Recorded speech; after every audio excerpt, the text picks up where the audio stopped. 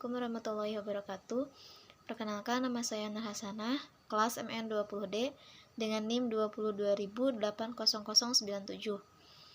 Di sini saya akan menjelaskan sedikit tentang Return and Risk Portfolio untuk memenuhi tugas mata kuliah teori portfolio dan analisis investasi. Baik, langsung saja. Jika seorang investor hendak melakukan investasi pada lembaga keuangan, maka investor tersebut pasti menginginkan return yang paling tinggi dari setiap investasi yang dia lakukan. Investor juga menyadari jika dia ingin menghasilkan return yang tinggi, maka risiko yang dihadapi juga pasti tinggi. Yang selanjutnya ada investasi. Langsung saja kita bahas tentang investasi. Investasi adalah kegiatan meletakkan uang ataupun aset berharga terhadap suatu lembaga dengan harapan akan mendapatkan profit dalam jangka waktu yang sudah ditentukan.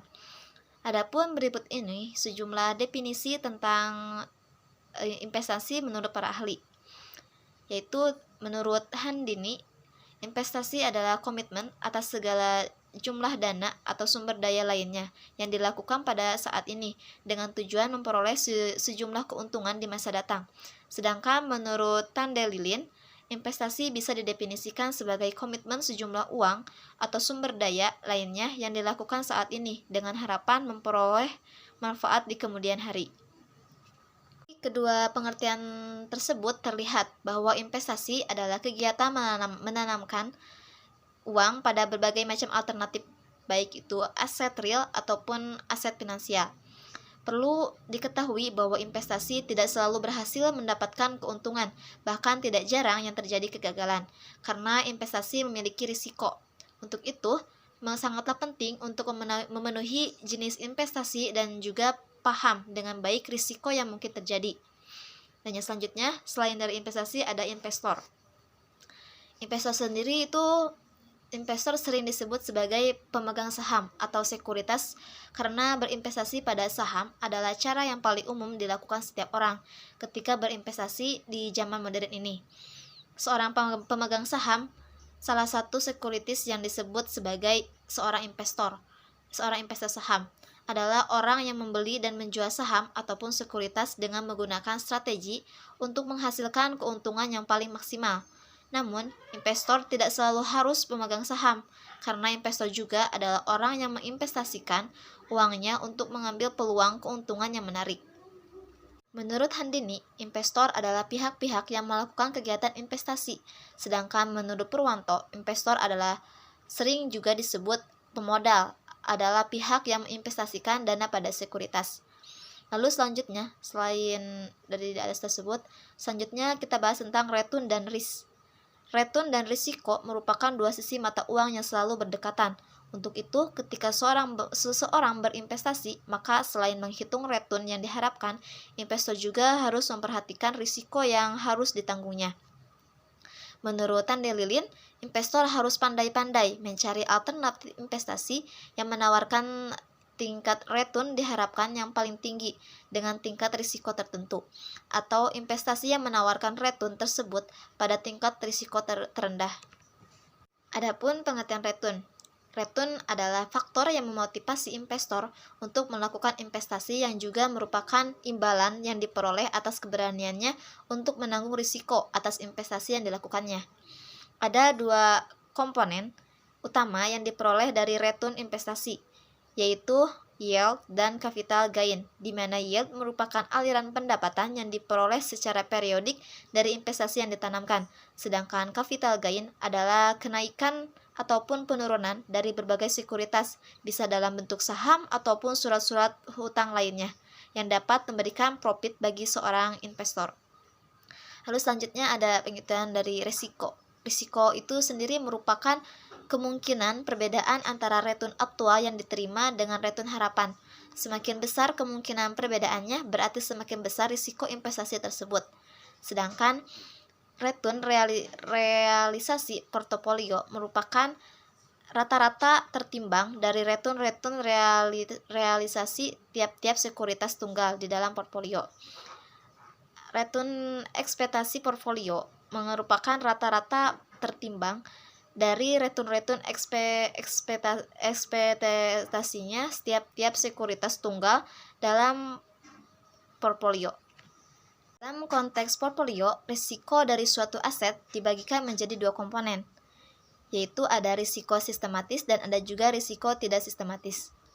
Risiko sistematis atau risiko pasar adalah yaitu risiko yang terjadi seiring dengan perubahan terjadi di pasar secara menyeluruh, dan risiko ini tidak dapat dihilangkan dengan melakukan diversifikasi. Karena fluktuasi risiko ini dipengaruhi oleh faktor makro yang dapat mempengaruhi pasar secara keseluruhan.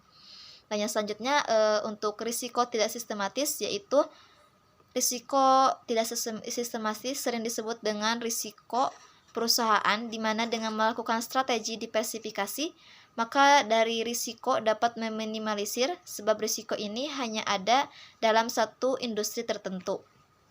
Ini ada diversifikasi. Rekomendasi yang sering dikemukakan oleh para pakar yang sudah berpengalaman adalah diversifikasi, karena diversifikasi ini merupakan salah satu strategi investasi yang sudah sering dilakukan dan terbukti untuk meminimalisir risiko dan memaksimalkan profit. Dasar pemikiran ini pertama kali dikemukakan oleh Markowitz, yaitu do not four eggs in the basket. Hal ini mengandung makna jangan pernah alokasikan seluruh aset yang kita miliki hanya pada salah satu instrumen investasi. Karena ketika investasi tersebut gagal, maka seluruh dana yang diinvestasikan kemungkinan tidak akan pernah kembali lagi.